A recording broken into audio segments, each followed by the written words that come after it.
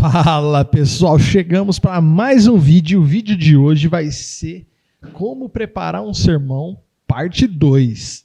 Né? Na parte 1, eu estava falando com vocês sobre quando você escolhe um texto, quando você vai fazer um sermão, escolhendo a partir do texto. Então hoje nós vamos fazer, montar um sermão escolhendo a partir do tema, tá certo? Então roda a vinheta que hoje tá demais, hein?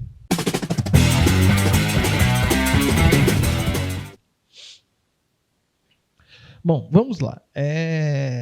Eu falei para vocês semana passada, não sei nem se vai ser semana passada esse vídeo, mas tudo bem. Eu falei para vocês no vídeo anterior que você pode escolher duas formas, de como fazer o seu sermão. Você chega no momento ali, você vai aplicar o método TSI, que é texto, simples, ideia, e aí você vai ver se você vai pelo texto, e aí descobrir através do texto o seu tema, o seu assunto, aquilo que você vai dizer. Inclusive, no vídeo anterior, a gente montou aqui uma mensagem juntos, e aí vocês vão ver qual que foi o tema que eu dei, porque eu não coloquei um tema na aula passada. Porque a gente escolheu o texto, a gente partiu do texto e a gente vai ver o que o tema vai dar para o que o texto vai dar de tema para a gente. Hoje nós vamos sair do tema para o texto, tá certo? Então, como é que nós vamos fazer hoje? Mesma coisa, vamos aplicar o método TSI, entendeu? E aí nós vamos escolher o texto. Então aqui vamos pensar o seguinte, que eu vou pregar numa igreja nova, que eu nunca preguei, não nova de existência, mas nova de não me conhecer, que eu nunca estive antes. E vai ser uma conferência sobre igrejas, sobre crescimento de igreja, melhor dizendo. Tá? Então, essa é a realidade. Então, eu vou falar sobre crescimento de igreja. Tá certo? Então, esse é o meu... Eu tenho um tema hoje para falar. Então, beleza. Eu pensando sobre esse tema, o que eu resolvi fazer, então? Eu vou aonde fala sobre igreja, na Bíblia. Acho que é o mais simples. E aí, depois disso, a gente já tem o tema. Então, agora eu vou encontrar o texto para esse tema. Então, a partir daí, eu posso até trabalhar com vários textos, mas hoje eu não sei, vamos ver onde vai parar aqui. Eu só escolhi o texto de antemão, só não fiz nada igual na aula passada. E aí nós vamos fazer a divisão dos pontos, e nós vamos preenchendo e tal, e vamos fazer o mesmo processo, tá certo? Então, como eu vou pregar sobre crescimento de igreja numa conferência de uma igreja, eu resolvi então pegar o texto de Atos 2, 37 a 47. Atos 2, 37 a 47. Então vamos ler aí. As palavras partiram do coração dos que ouviam. Eles perguntaram a Pedro e aos apóstolos: irmãos, que devemos fazer? Pedro respondeu: vocês devem se arrepender para o perdão de seus pecados, e cada um deve ser batizado em nome de Jesus Cristo. Então receberão a dádiva do Espírito Santo. Essa promessa é para vocês e para seus filhos e para os que estão longe, isto é, para todos que forem chamados pelo nosso Deus. Pedro continuou a pregar, advertindo com insistência seus ouvintes: salvem-se dessa geração corrompida. Os que acreditavam nas palavras de Pedro foram batizados, e naquele dia houve um acréscimo de 3.000 pessoas. Todos se dedicavam de coração ao ensino dos apóstolos, à comunhão, ao partir do pão e à oração. Havia em todos eles um profundo temor, e os apóstolos realizavam muitos sinais e maravilhas. Os que criam reuniam num só lugar e compartilhavam tudo que possuíam. Vendiam suas propriedades e bens e repartiam dinheiro com os necessitados. Adoravam juntos no templo diariamente. Reuniam-se nos lares para comer e partiam pão com grande alegria e generosidade. Louvando sempre louvando a Deus e desfrutando a simpatia de todo o povo, e a cada dia o Senhor lhes acrescentava os que iam sendo salvos. Então, esse é o texto, que eu escolhi aqui para a gente poder pensar. Então, vamos lá para o nosso bloquinho de anotação, também vulgo conhecido PowerPoint. Deixa eu alinhar aqui. Bicho, quem sabe faz ao vivo.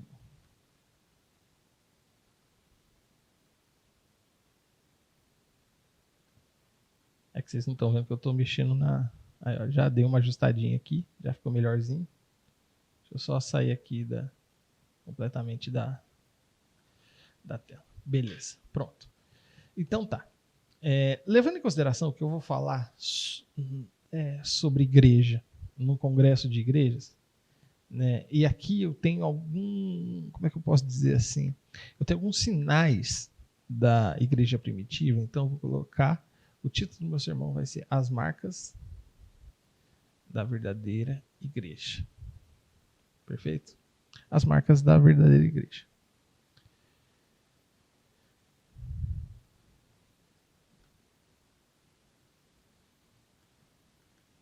Meu texto é Atos 2, 37 a 47. Maravilha?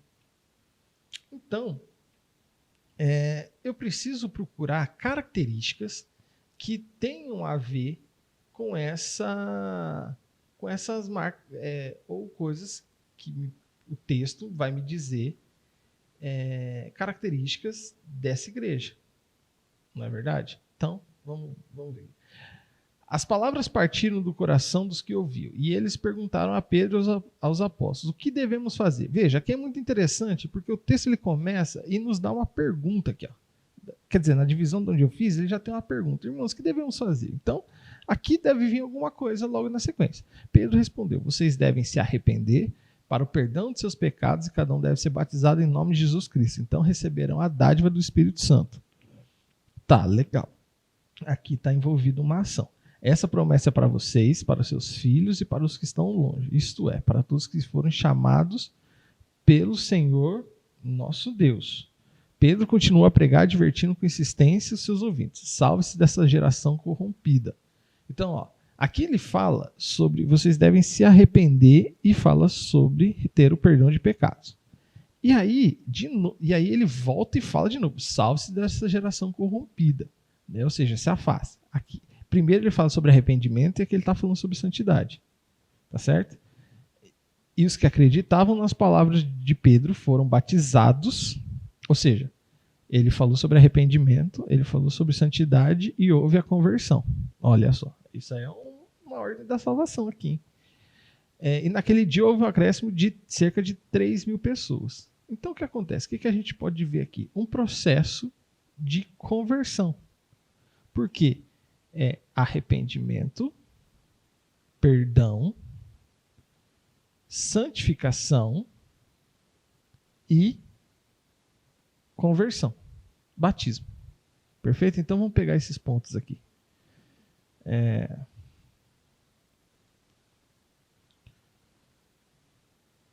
Deixa eu me ajeitar aqui novamente. Pronto. Então, ponto 1, nós temos conversões, vou colocar genuínas. Do verso 38 ao 41.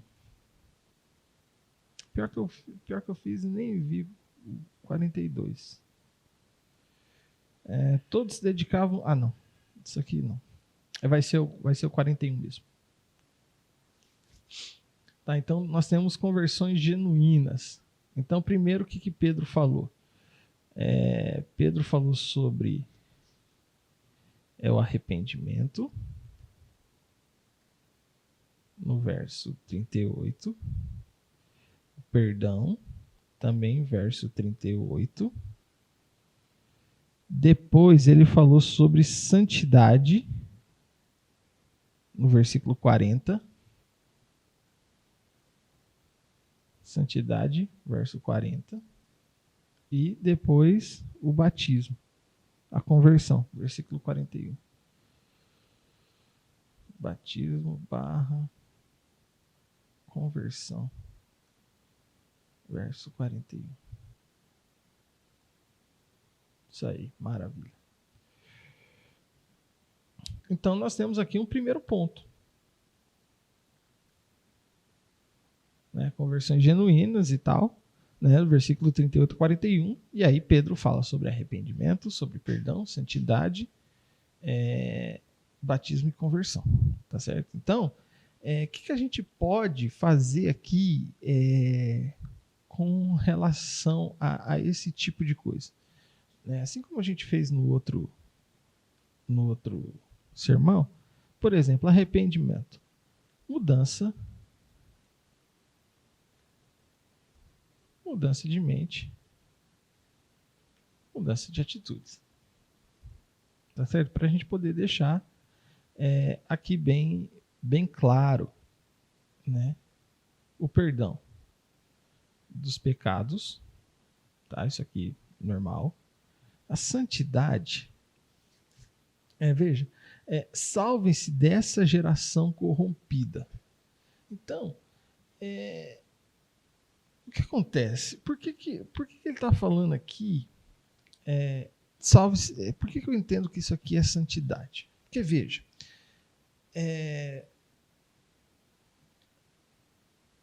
Jesus ele fala que ele é do mundo, mas ele está no mundo, mas ele não é do mundo. Então, nós precisamos entender o seguinte: esse tipo de pensamento, né, quanto mais a gente tem do mundo, né, quanto mais a gente tem da geração, menos a gente tem de Deus. Tá certo? E quanto mais nós temos de Deus, mais nós temos, menos nós teremos desse mundo. Agora, uma característica que Deus fala que ele é santo. Então, ele é santo. Sede santos porque eu sou santo. Está lá em 1 de Pedro 1,16, se eu não me engano. Tá certo? Então, o que eu consigo ver aqui sobre essa questão da santidade? Se, para eu ter santidade, eu preciso me separar da geração, entendeu? Eu preciso ter mais de Deus. Porque quanto mais santo eu for, mais de Deus eu serei. Porque quanto mais santo eu for, e ele sendo santo, mais eu tenho Deus. Entendeu? Então, a santidade é quebrar o vínculo com o mundo. Entendeu? Então, eu vou colocar aqui, quebrar o vínculo com o mundo. Maravilha? Então, deixa eu só separar bonitinho aqui. Os pontos, pronto.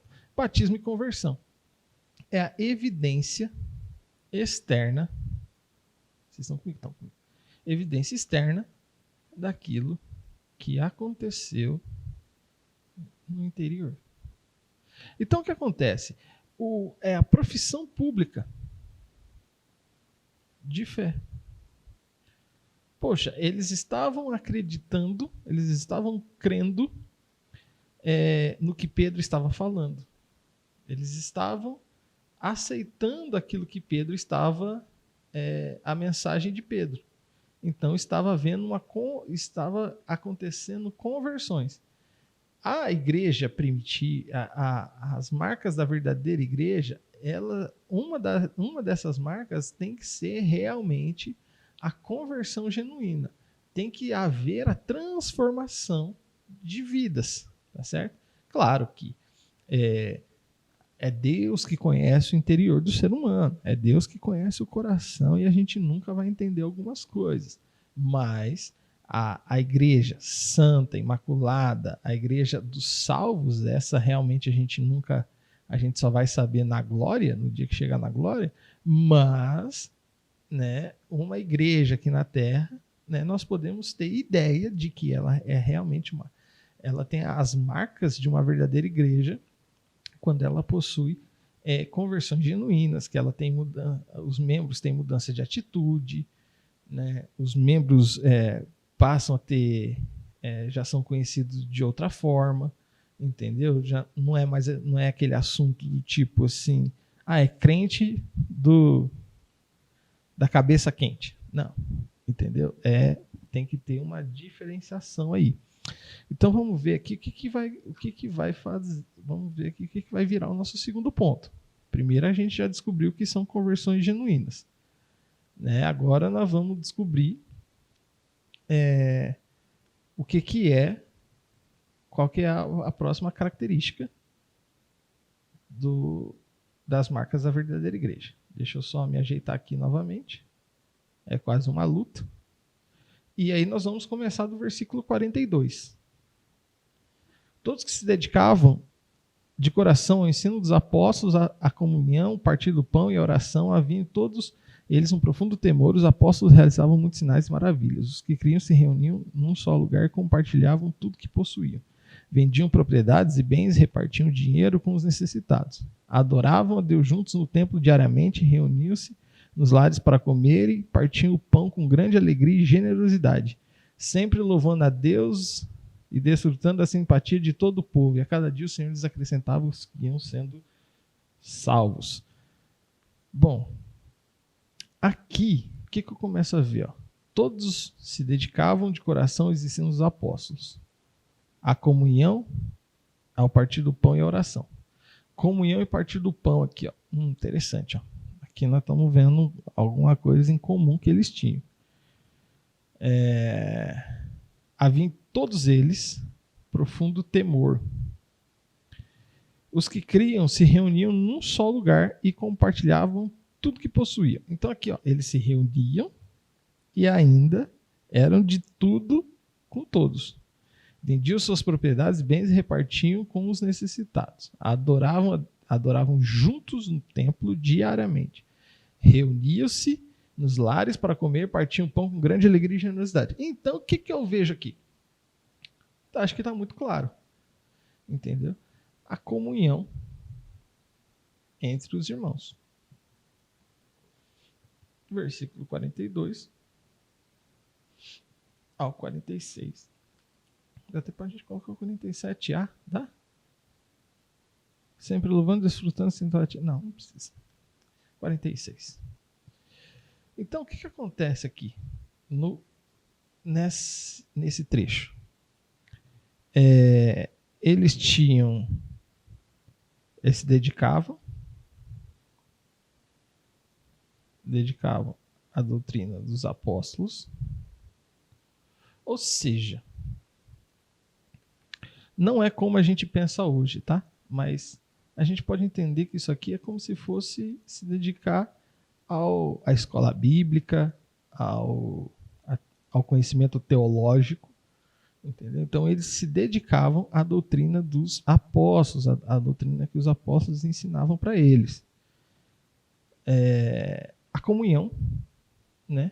Comunhão, no melhor sentido da palavra, que é ter tudo em comum. Tanto é que você pode ver que eles partiam o pão,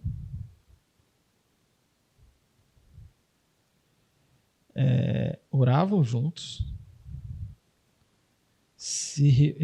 Cadê a outra parte que fala? Deixa eu ver. Reuniam num só lugar. Deixa eu colocar diferente aqui. Tinham tudo em comum. Partilhavam o pão. Oravam juntos. Reuniam-se no mesmo lugar. Eles compartilhavam o que tinham. Você vê que é quase uma redundância, né?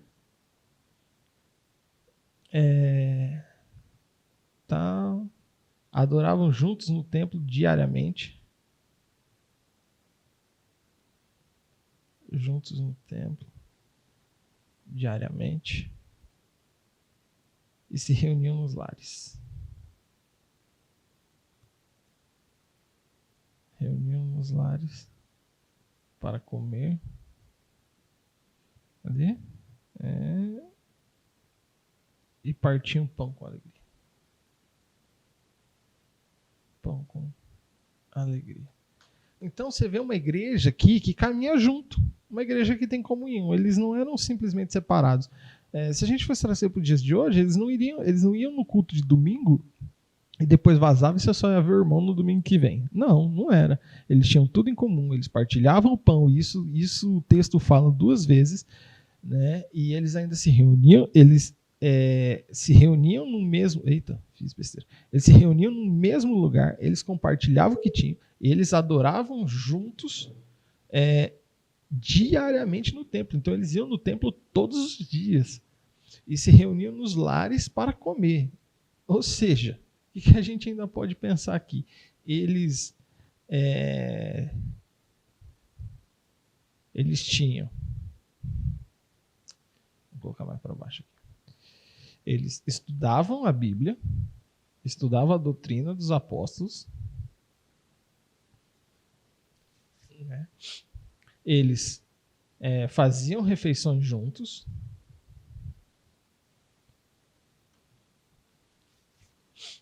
não, vou mudar isso aqui. Eles estudavam a doutrina dos apóstolos, faziam cultos diários, diariamente, compartilhavam o que tinham e visitavam-se uns aos outros. Olha os caras, eles passavam tempo junto mesmo, né? Porque eles se reuniam nos lares. Para quem conhece aí e tal, a gente pode colocar como célula, a gente pode colocar como grupo pequeno, grupo familiar e por aí vai. Entende? Então, a gente tem aqui uma... Puxa, eu não estava transmitindo. Nossa, gente, perdão. Bom, pelo menos vocês viram o texto.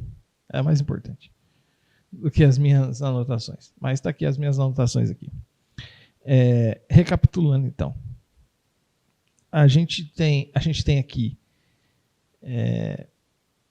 a comunhão entre os irmãos. Eles se dedicavam à doutrina dos apóstolos, né? E na questão da comunhão, eles tinham tudo em comum, eles partilhavam pão, eles oravam juntos, eles se reuniam no mesmo lugar, compartilhavam o que tinham, adoravam a Deus, adoravam juntos no templo diariamente e reuniam-se nos lares para comer e partiam o pão com alegria. Eles estudavam a doutrina dos apóstolos, faziam os cultos diariamente, né? Isso aqui resumindo um pouquinho aqui do que está em cima. Eles compartilhavam o que tinham e eles visitavam-se uns aos outros. Eles tinham reunião nos lares, tá certo? Então, o que acontece aqui? A gente consegue ver que a igreja, as marcas da verdadeira igreja, ela está existindo, né?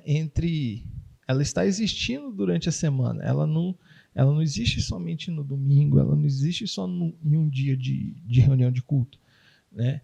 Lucas, você está falando que então que hoje a igreja tem que ser assim? Poxa, seria muito legal se conseguisse, mas hoje a gente tem uma outra realidade, né? Eu já vi até algumas mensagens que chegam a criticar um pouco do que acontecia nesse tempo, né? Que parece que eles não trabalhavam e nada do tipo, né? Mas aí é papo para uma outra hora, não é papo para hoje.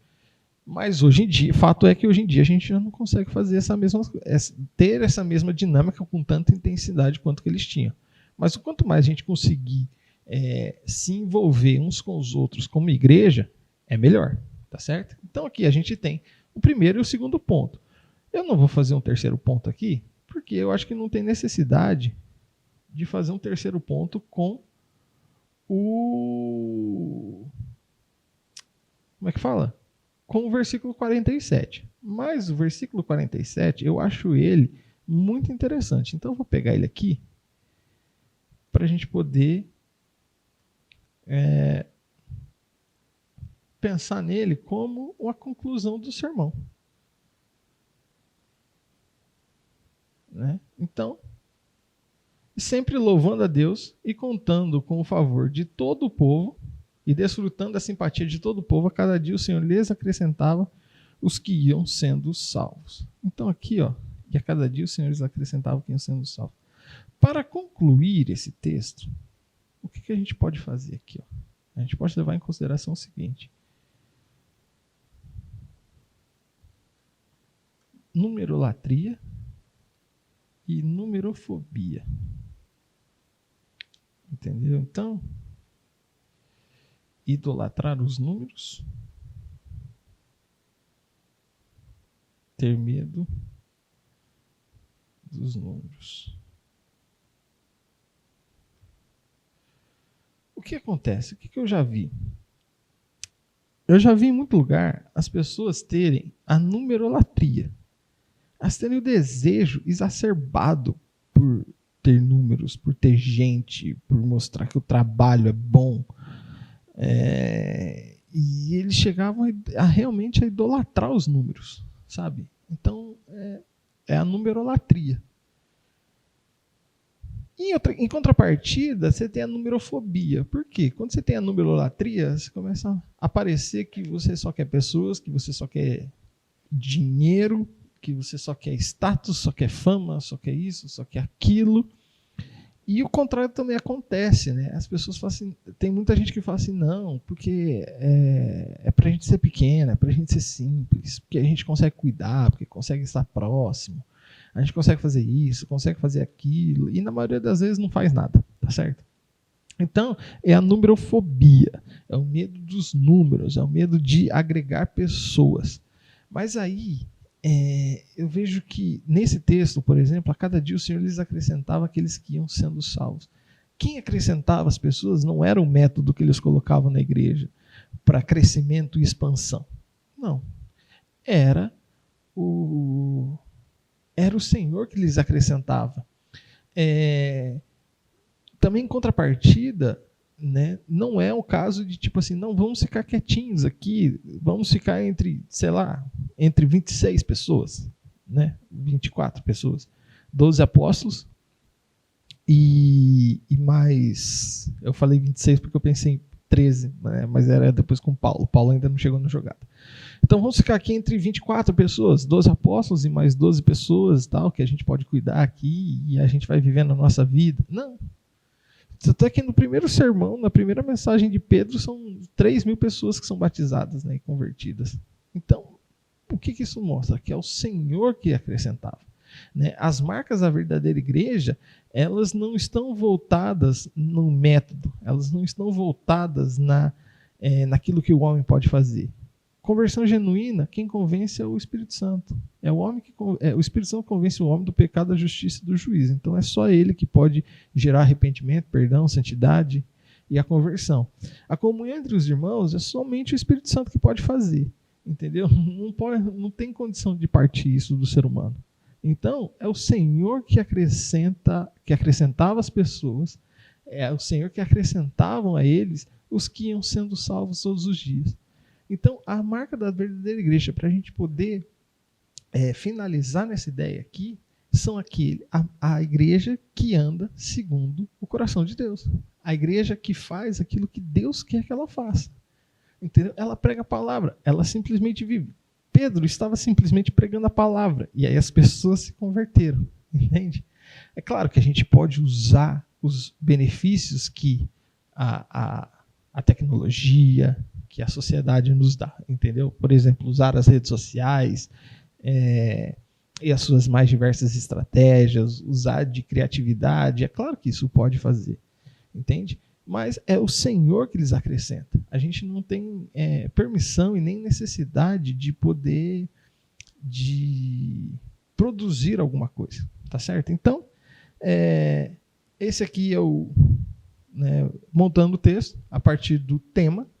Né? Então era isso aqui que eu pregaria, né, na conferência, caso eu fosse chamado. Eu vou fazer o sermão sobre esse texto aqui também, eu vou terminar ele, né, e aí eu solto ele mais para frente para vocês, beleza? Então deixa seu like, né, comenta aqui embaixo, né, manda sugestão aí, é muito interessante poder saber o que você gostaria de ver, o que você gostaria de saber. Né? Aí assim a gente vai formando uma comunidade aí, a gente vai crescendo todo mundo junto. Beleza? Valeu, um abraço, Deus abençoe.